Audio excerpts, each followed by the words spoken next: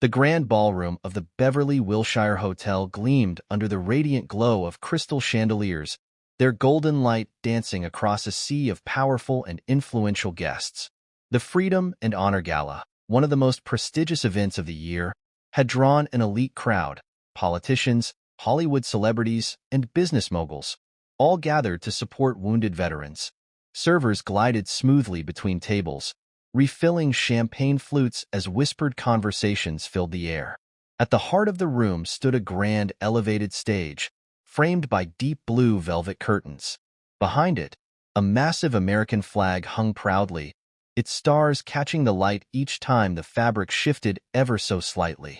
The atmosphere was one of prestige and ceremony, but beneath it all lay a sense of predictability. Speeches would be made, checks would be written, and everyone would leave feeling like they had done their part. But tonight, something was about to happen that no one could have foreseen.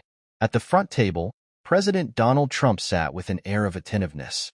He adjusted his tie as the evening's MC. A retired four-star general took the stage. The general's voice carried across the room as he recounted harrowing stories of courage and sacrifice. Trump, known for his commanding presence, remained focused, but there was something different in his expression tonight. A rare flicker of reflection. The audience listened, applauding at the appropriate moments, their polite smiles never faltering. Yet, for all its grandeur, the night followed a familiar script, until the general cleared his throat and said something that changed the energy of the room in an instant.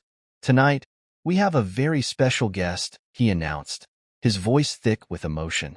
"A man who has seen more than most of us could ever imagine, and lived to tell about it." The murmurs faded. Conversations halted. Glasses were set down. Even President Trump leaned forward slightly, his interest piqued. The general continued, his voice steady but reverent. "Sergeant Lucas Barrett served 2 tours in Iraq and 1 in Afghanistan. He was awarded the Purple Heart for injuries sustained during an ambush outside Kandahar. But what he's about to share with us tonight goes beyond the battlefield." The polite applause that followed was subdued, not out of disinterest, but out of respect. From the side of the room, Lucas Barrett emerged. He was a tall, broad-shouldered man in his late 50s, his movements deliberate, carrying the weight of both experience and injury.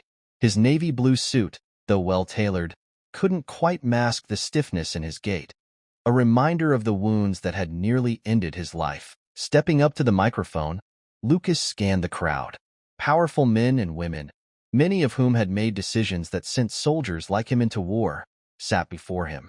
His gaze landed on President Trump, who watched him intently, his usual bold demeanor replaced with something more restrained. Lucas took a deep breath, adjusted the microphone, and spoke. His voice steady, yet laced with something unshakable. "I want to thank you all for being here tonight," he began. "I know these kinds of events are about raising money, about showing support, about standing behind the men and women who serve this country. But I also know how easy it is to forget what that really means." The room remained dead silent. "I don't say that with bitterness," he continued. "I say it because I've lived it. I've seen what war does to men. I've seen what it takes from them. I've seen the ones who never came home." A hush fell over the crowd, heavier than before.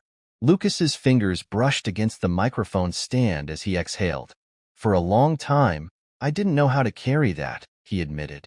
"But one night, in a hospital bed, with more broken bones than I could count and a future that felt uncertain at best, I did the only thing I could do." He looked down, then back up, his voice lower now, more personal. "I wrote a song." A ripple of surprise coursed through the audience. A soldier, a warrior, had turned to music? No one had expected this. Lucas shook his head. "It's not a song about me," he clarified. "It's about the ones who never got the chance to stand on a stage like this. The ones who never made it past 20.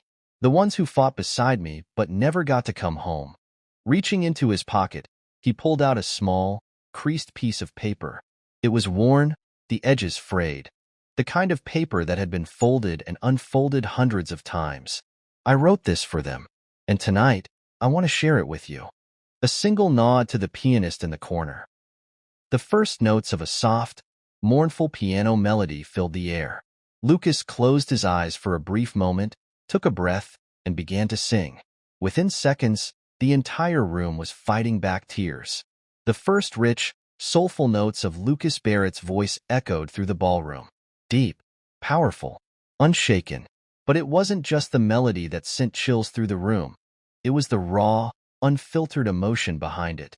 His voice carried not just words, but memories. Pain, love, loss. Every note told a story. The ballroom, once filled with murmurs and the clinking of glasses, was now silent. Some guests closed their eyes, letting the song wash over them. Others sat frozen in place, their hands gripping the edges of their chairs.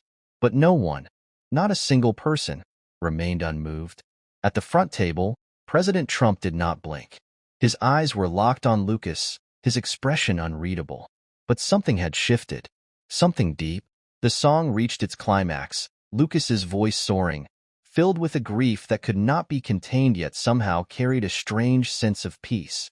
The final note hung in the air, heavy with unspoken words. Then came the applause. But this was not the applause of a formal gala.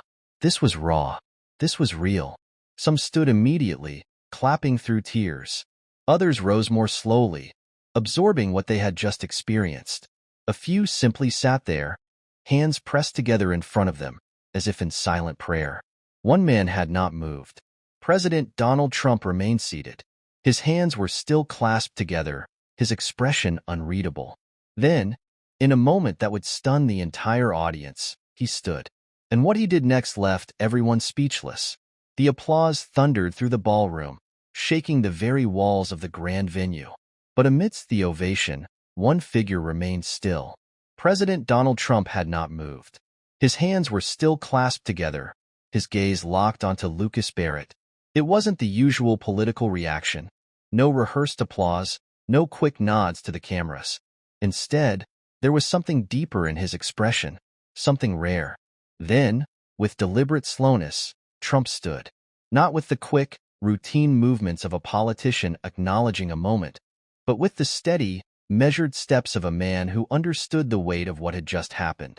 The entire room fell into an almost eerie silence, waiting. Lucas Barrett, still standing at the microphone, met the president's gaze. For a long second, neither man spoke. There was no need to. Then, in a moment no one could have predicted, Trump took a step forward. The cameras flashed. The president climbed onto the stage, his expression serious, somber, even. The audience watched in stunned silence, their collective breath held. And then, in front of the entire room, Donald Trump extended his hand. Lucas hesitated for only a moment before grasping it. The handshake was firm, lingering. It wasn't a photo op moment. It wasn't for the cameras. It was something unspoken, a recognition, a respect that needed no words. Then, in a move that stunned everyone, Trump placed his other hand on Lucas's shoulder. A moment of quiet understanding passed between them. When the president finally spoke, his voice was low, but the microphone caught his words. "They'll never be forgotten." Lucas swallowed hard. His grip tightened for a brief second before he nodded. Not out of obligation, but out of understanding. Trump released his hand, turned back toward the audience, and clapped. And then the room erupted again, louder, stronger than before. But this time, the applause wasn't just for Lucas. It wasn't just for the song. It was for every soldier who never got to stand on that stage. A moment that became a movement. The night should have moved on. The next speaker should have taken the stage. The gala should have continued as planned. But this wasn't just another moment. As Lucas stepped down from the stage, he felt a firm hand on his arm. He turned. Trump wasn't done talking. "Walk with me," the president said, his voice steady but low. Lucas hesitated, but only for a second. Then he nodded. The two men moved toward the edge of the ballroom, away from the cameras, away from the scripted speeches and rehearsed gestures. A small group of aides and Secret Service agents hovered nearby, but this was a conversation that needed no audience. Trump turned to him, his expression sharper now. Focused. "That song," he said, pausing. He shook his head slightly, as if searching for the right words. "That wasn't just music. That was—" He stopped, exhaling. Lucas nodded, his voice calm. It was the truth. The president let out a slow breath, studying him. I've met a lot of veterans, heard a lot of stories, but I've never heard it put like that. A beat of silence passed. You served in Afghanistan? Trump finally asked. Lucas shifted slightly, the weight of old memories pressing against his chest. Yes, sir. 2 tours. First time I left, I was 22. Second time, he trailed off. Trump gave a small nod. And that's when you got hit? Lucas didn't flinch. Yes, sir. Another pause. Do you still talk to any of the men from your unit? Trump asked. Lucas's jaw tightened slightly. The ones who made it home, yes. His voice softened. Too many didn't. The weight of the words hung between them. Trump exhaled. You know, I get criticized a lot. People say I don't understand the military, that I don't feel what they feel. He glanced at Lucas. Maybe they're right. A pause. But I listen. And tonight, I heard you. Lucas studied him for a long moment. He wasn't sure what to say to that. Trump continued, his voice more resolute. This song, this story. People need to hear it. Not just in this room. Not just tonight. He straightened, glancing toward one of his aides. Get this out there. Make sure every veteran in this country hears this. Lucas blinked. This wasn't just a conversation anymore. This was something bigger. The song that touched a nation within hours. Clips of the performance flooded the internet. The video spread across social media, morning talk shows, and major news stations. Some headlines called it a powerful tribute. Others called it a rare emotional moment for a president often seen as unshakable. But the real impact wasn't in the headlines. It was in the emails and messages Lucas received from soldiers he had never met. From Gold Star families who had lost their sons and daughters. From veterans who had felt invisible, until now. It was in the phone calls from men he had served with, voices thick with emotion, saying, I needed to hear that. It was in the way one song managed to do what years of speeches couldn't, remind the world of the faces behind the sacrifice. But amidst the flood of messages, one stood out. It wasn't from a journalist or a politician. It was from a woman named Marjorie Tillman, the mother of Private Jason Tillman, a young soldier from Lucas's unit who hadn't made it home. Lucas read her words over and over. I never got to hear my son's voice again, but last night, I heard it in your song. His hands trembled slightly as he typed his response. He's never been forgotten. And that was when Lucas knew. This wasn't the end of something. This was the beginning. A legacy that will never fade. The days following the gala were a blur. Lucas had never been one for attention, yet his phone wouldn't stop buzzing. Veterans, families of fallen soldiers, strangers who had never set foot in a war zone but felt the weight of his words. The video of his performance had spread beyond anything he had imagined. Talk shows debated it. News anchors analyzed it. But none of that mattered to Lucas. What mattered were the voices on the other end of the calls. A man from Oklahoma who had lost his younger brother in Afghanistan. A woman from Texas who had served but never felt seen. A father from Ohio who had folded a flag over the coffin of his only son. Every message carried the same theme. Thank you for saying what we couldn't. And yet, amidst the flood of messages, one call stood out. It wasn't from a media outlet or a politician. It was from a small nonprofit that helped veterans tell their stories through music. Lucas hesitated only a moment before dialing the number.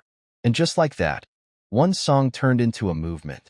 Because the truth is, no soldier is ever truly gone. As long as their story is told. Share this story. Keep their memory alive.